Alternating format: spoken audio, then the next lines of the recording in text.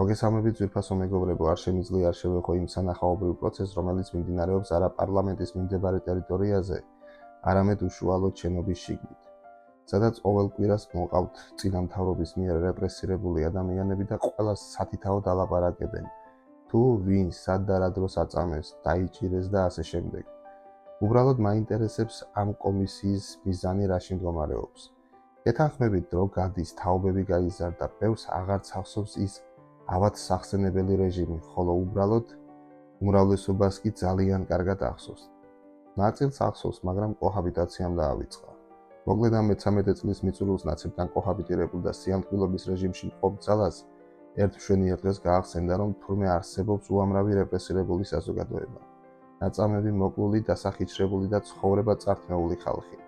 მაგრამ ის არ გახსენებია და არც იმჩნევს იმას, რომ ამ ყველაფრის შემოქმედი ხალხი წლებია მათ პარტიულ ოფისებში ტრიალებენ, მათ სისტემაში წამყვან თანამდებობებს იკავებენ, გასამართლების ნაცვლად პირიქით დაწინაურდნენ და მათთან ერთად ევროპებში მოგზაურობენ.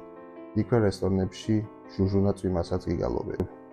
რა ხდება, უბრალოდ გაგვაგებინეთ, ეს დაზარალებული ხალხი რომ გამოგყავთ სახალხო და წარსულის ტკივილებს უღვიძებთ, მათ უბრალოდ დასცინი ხართ თუ რეპრესირებულების კასტინგი გაქვთ მოწყობილი პარლამენტის შენობაში ვერ გაგვიგია.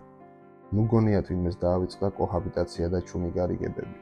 მე მჯერა, რომ ოდესღაც სამართალი აუცილებლად იზეიმებს და დრო ყველას მიუჩენს საკუთარ ადგილს.